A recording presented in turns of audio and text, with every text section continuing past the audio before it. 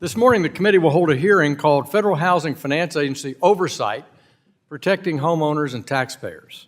This is our committee's second hearing on the government's role and response to the housing challenges faced by too many Americans in as many weeks.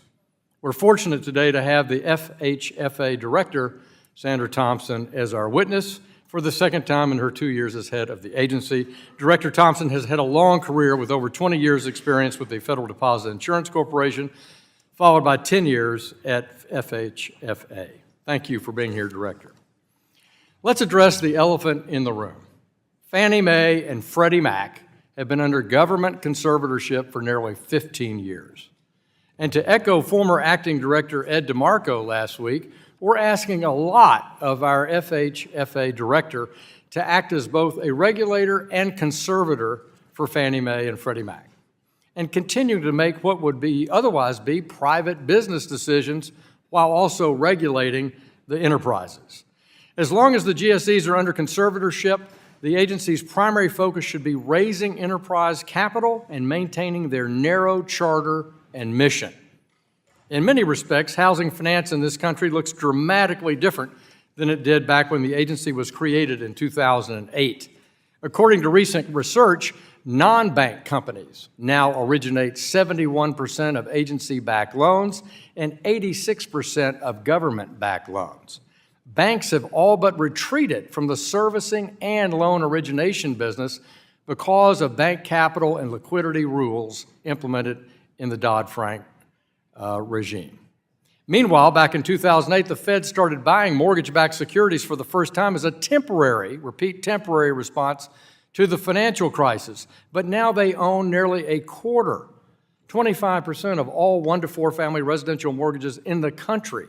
And the Fed has only recently started trimming its $2.7 trillion in mortgage-backed securities. Generationally high inflation and out-of-control government spending have made housing affordability worse, with mortgage rates now hitting 20-year highs last fall, and the GSEs somehow become even larger.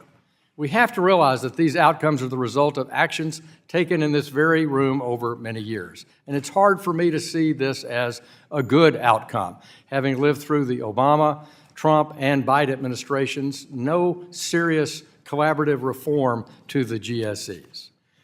Enter the FHFA, which has tremendous influence over our housing market and the American economy. Director Thompson's been active on a host of initiatives to revamp and expand the roles that Fannie and Freddie play.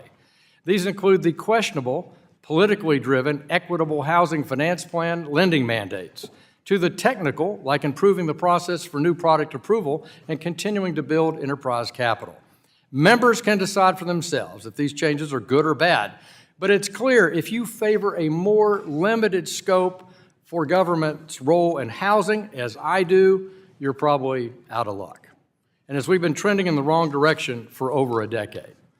All that brings this hearing and the critical need for Congress to do its job and provide oversight and accountability to FHFA. In too many instances, it appears that the agency has allowed safety and soundness to take a back seat to advancing a housing agenda through the GSEs. We saw earlier this month when the agency rescinded its unworkable debt-to-income-based fee and issued a request for input on the opaque process it used to set GSE pricing adjustments. The agency also has to be focused on the safety and soundness not only of Fannie and Freddie, but the 11 federal home loan banks, and given what's happened in the banking market, that's a critical issue.